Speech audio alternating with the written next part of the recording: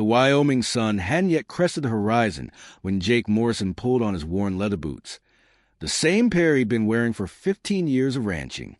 At 52, his weathered hands moved with the efficiency of decades spent working the land, each callus telling a story of hard work and dedication.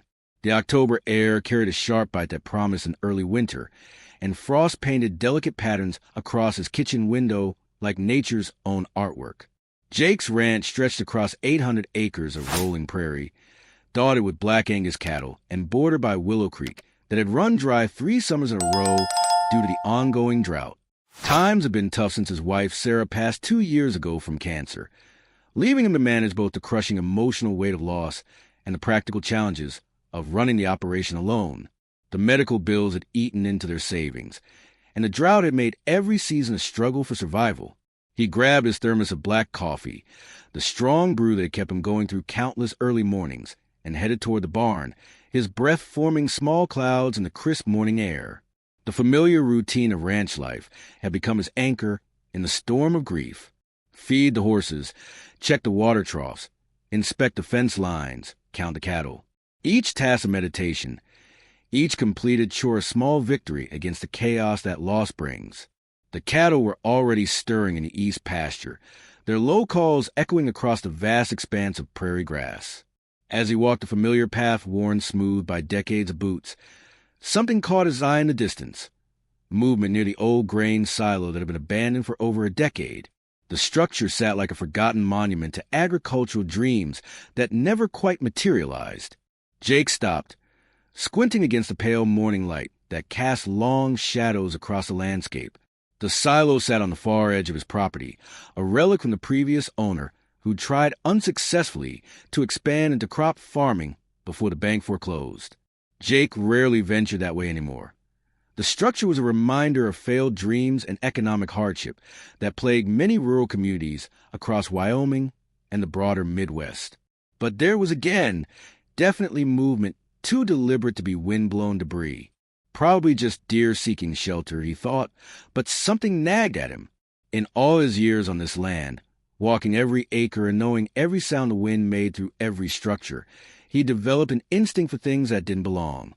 This felt different.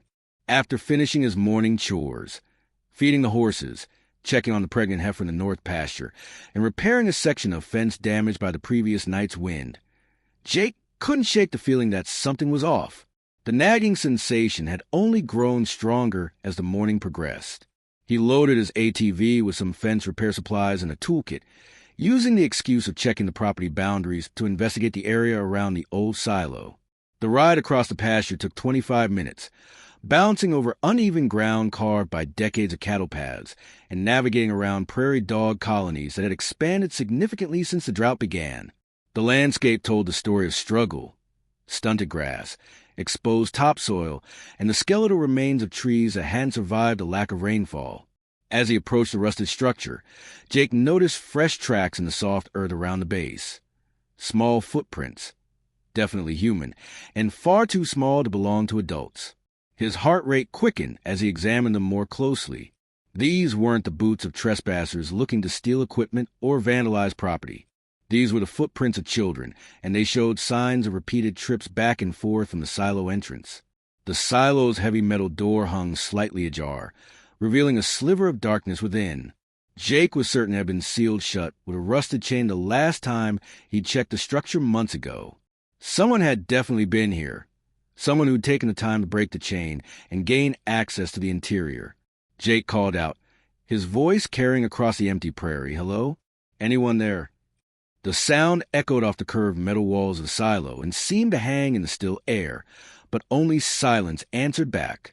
He dismounted from the ATV and approached cautiously, every instinct telling him to proceed carefully. He pushed the door open wider, the hinges protesting with a screech of rusted metal. The interior was dim and musty, lit only by thin shafts of sunlight streaming through gaps where the metal sheets had separated over the years. The smell hit him immediately.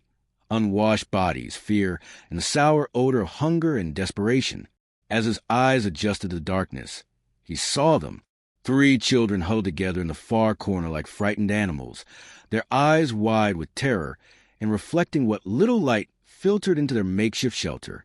The oldest, a girl who couldn't have been more than 12 years old, stepped protectively in front of two younger boys, her thin arms spread wide despite her obvious weakness.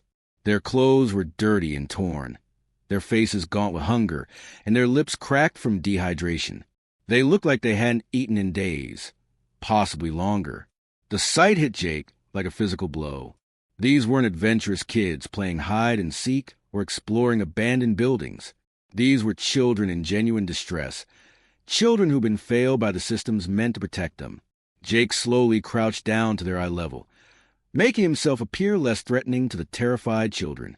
His movements were deliberate and calm, drawing on the same patience he used when approaching spook cattle. "Hey, it's okay," he said softly, keeping his distance and his hands clearly visible. "I'm not going to hurt you. My name is Jake Morrison, and this is my ranch. What are your names?" The girl, clearly the leader and protector of the small group, watched him warily, her body tense and ready to flee or fight despite her obvious exhaustion. "We're not supposed to talk to strangers," she whispered, her voice hoarse from dehydration and fear. Behind her, the two boys pressed closer together, the youngest clutching what appeared to be a worn stuffed animal. Jake's heart broke at the sight of them, at the evidence of their suffering written in every line of their thin faces. These weren't just homeless children.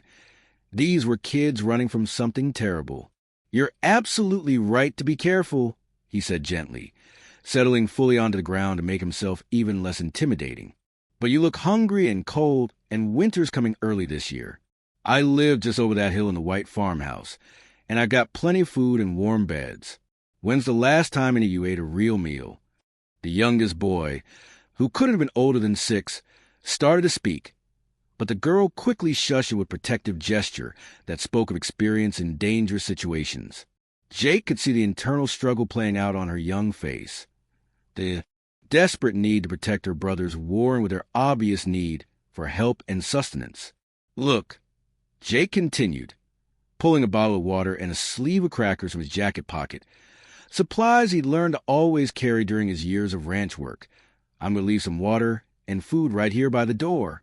You don't have to come with me, and you don't have to trust me yet, but you need to eat something and you need to drink water.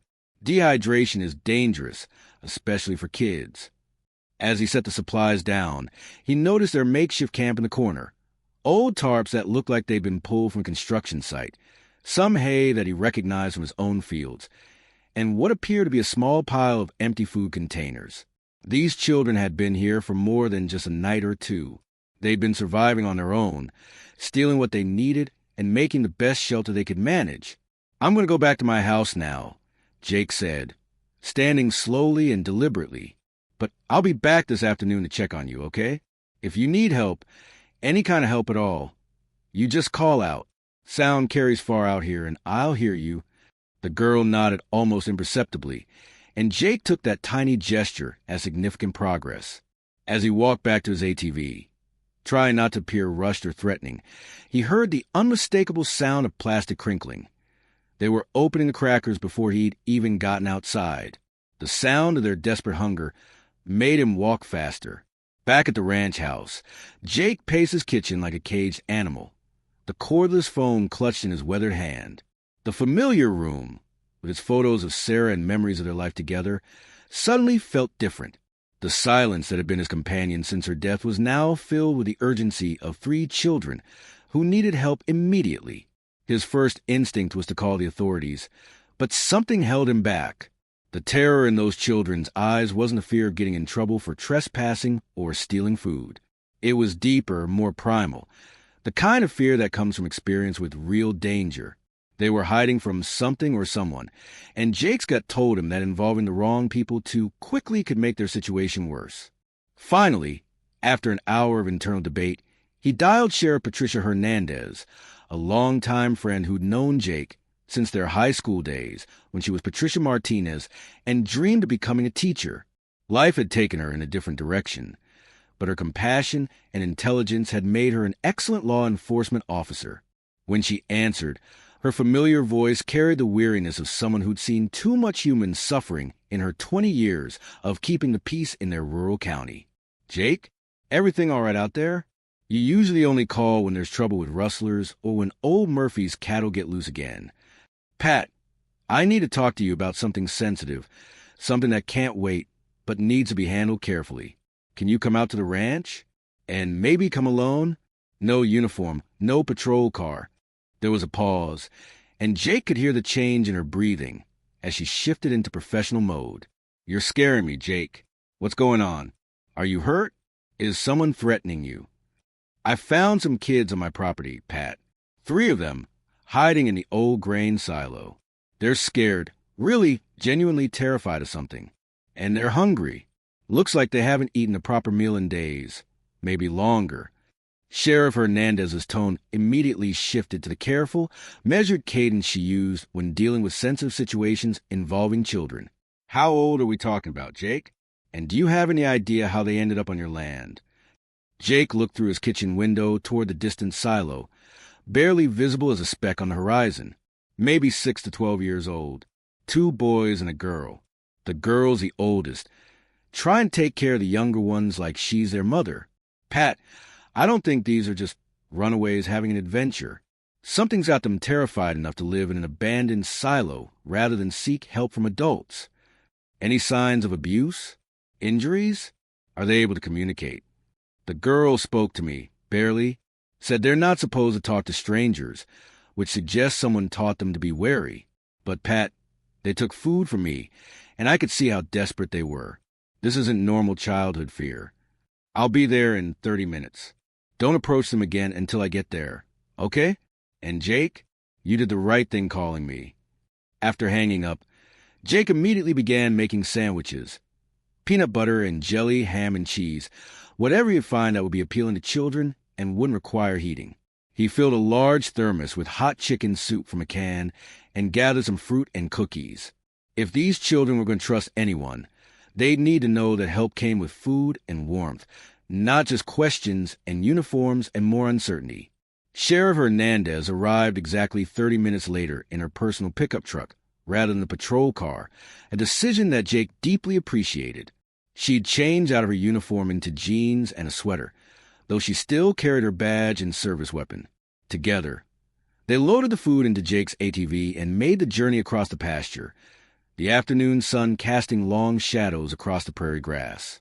Tell me everything you observed, she said as they approached the silo, her voice carrying professional calm that had made her so effective in dealing with domestic situations and child welfare cases. Every detail matters, especially with kids who've been traumatized. Jake described the children's physical condition, their obvious hunger and dehydration, the girls' protective behavior toward the boys, and the evidence that they'd been living rough for several days. Pat, I've got a strong feeling about this. These kids aren't running toward something better. They're running away from something terrible. When they reached the silo, Jake called out softly, "It's Jake again. I brought a friend like I promised. Her name is Patricia, and she's here to help, not to hurt you or take you anywhere you don't want to go." The heavy door cracked open slightly, and the girl's face appeared in the gap, her eyes darting between Jake and the woman beside him. When she saw Sheriff Hernandez's badge clipped to her belt, even though Patricia had tried to dress as casually as possible, the door started to close again. "Wait, please," Jake said quickly, his voice gentle but urgent. "She's not here to arrest anyone or take you away from each other. We just want to make sure you're safe and that you have what you need." Patricia stepped forward slowly, removing her badge from her belt and setting it deliberately on the ground several feet away. "My name is Patricia Hernandez. I am a police officer. That's true, but right now I'm not here as a cop. I'm here as someone who cares about kids and wants to help. Can you tell me your name, sweetheart?" The girl studied them both for a long moment, her young face showing wisdom far beyond her years. Finally, she opened the door wider, though she remained ready to slam it shut at the first sign of threat. "I'm Emma," she said quietly. "These are my brothers, Tyler and Sam." "Those are wonderful names," Patricia said gently, crouching down like Jake had done earlier. "Emma, you've been taking really good care of Tyler and Sam. That's a big responsibility for someone your age. Can you tell me how long you've been staying here?" Emma's jaw tightened, and she glanced back at her brothers, clearly weighing how much information was safe to share. Tyler, who appeared to be about 8 years old with the same dark hair and brown eyes as his sister, stepped closer to Emma's side with protective instinct of someone who'd learned early that safety came from sticking together. "We can't go back," Tyler said, his voice barely audible but filled with conviction. "We won't go back there." "Back where, honey?" Jake asked, though something in his gut already suspected the answer would be heartbreaking. Sam, the youngest with a gap-toothed smile that spoke of normal childhood despite their current circumstances, spoke up before Emma could stop him. "Back to Uncle Ray's house. He's mean to Emma, and he hits us when he's drunk, which is almost all the time now." The words hung in the air like a physical weight. Patricia's expression hardened into professional mask she wore when dealing with child abuse cases, and Jake felt a surge of protective anger he hadn't experienced since his own difficult childhood with an alcoholic father. The next 2 hours revealed a heartbreaking story of systemic failure and family tragedy that was all too common in their rural county. Emma, Tyler, and Sam Peterson had been placed with their Uncle Ray after their mother died of cancer the previous year, leaving behind medical debt that consumed everything the family had saved. Their father had disappeared when Sam was just a toddler, leaving no forwarding address and no way for social services to track him down for support or custody. Ray Peterson, their mother's younger brother, had seemed like a logical choice for guardianship when the caseworker made her hurried assessment. He had a job at the grain elevator, a house with enough bedrooms, and no prior record of arrests or domestic disturbances. What the overworked social worker hadn't discovered was Ray's growing dependence on alcohol following his own divorce and job loss at the railroad.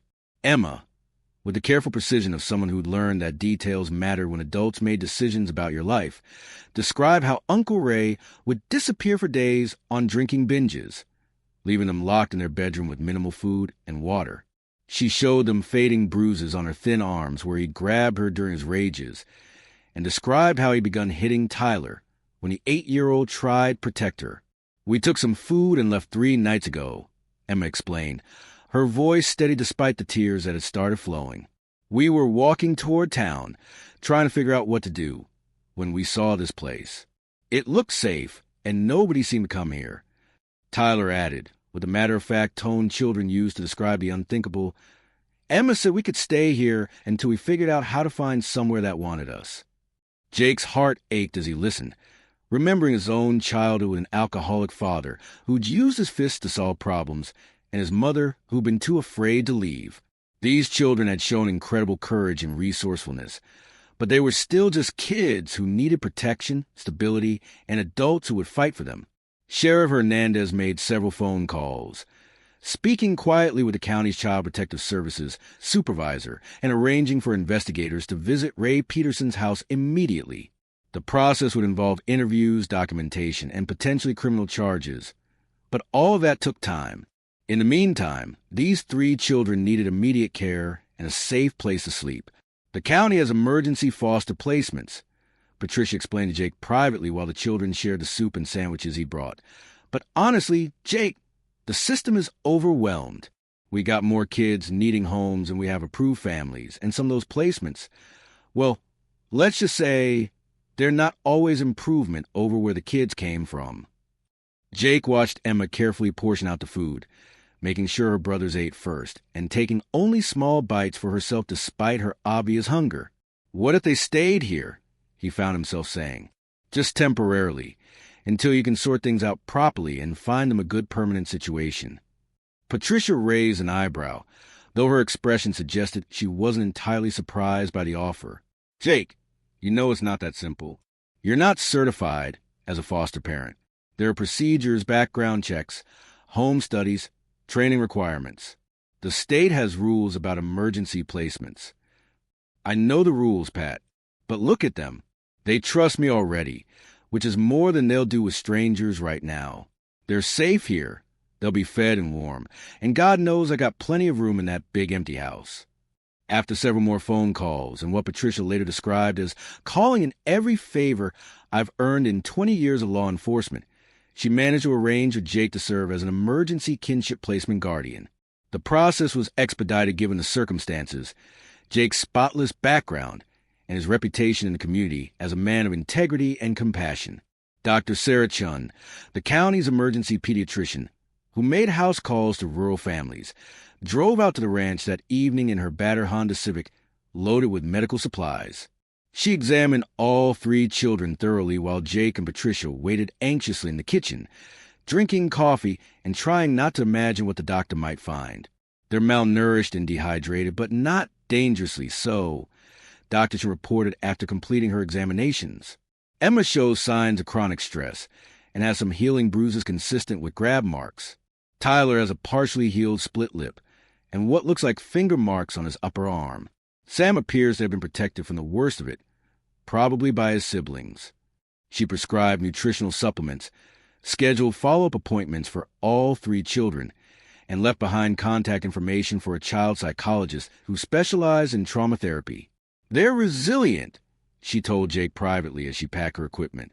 Children often are more adaptable than we give them credit for, but they'll need time, patience, and consistent safety to heal properly.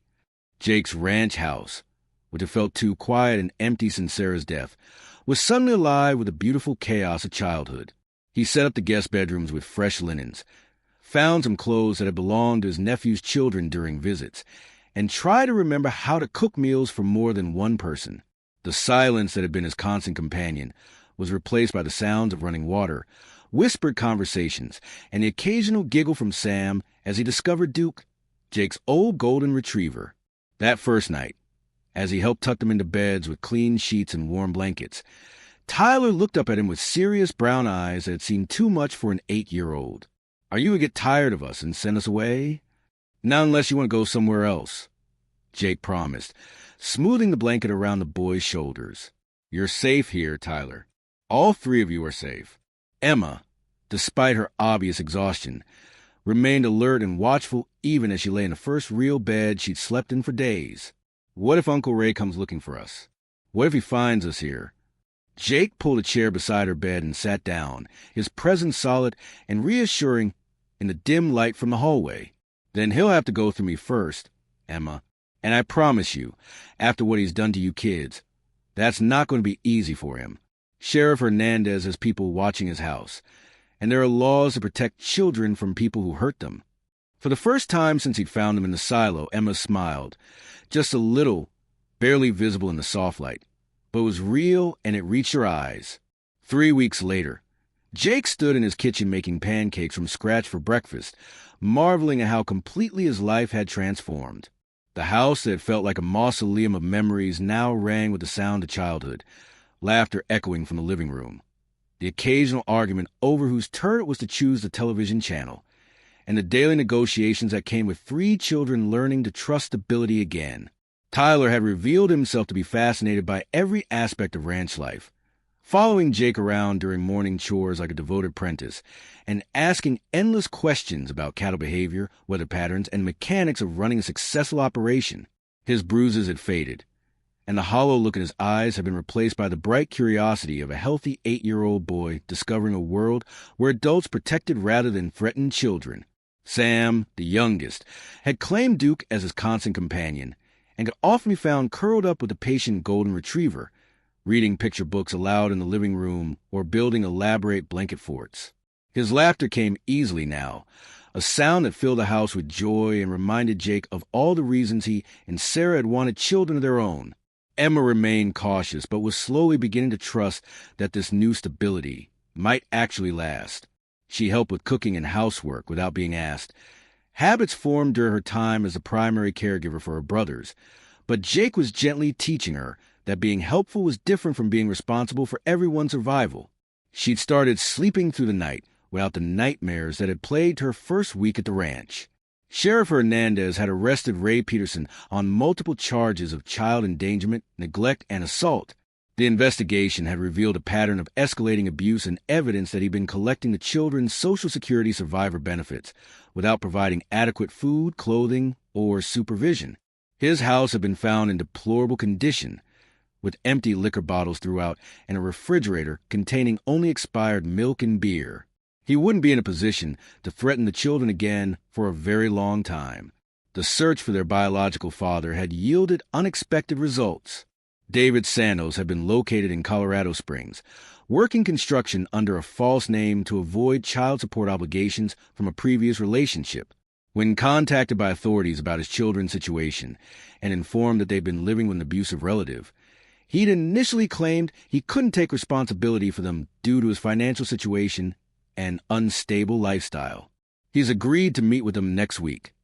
Patricia informed Jake during one of her regular check-ins, settling into the familiar chair at his kitchen table with a cup of coffee.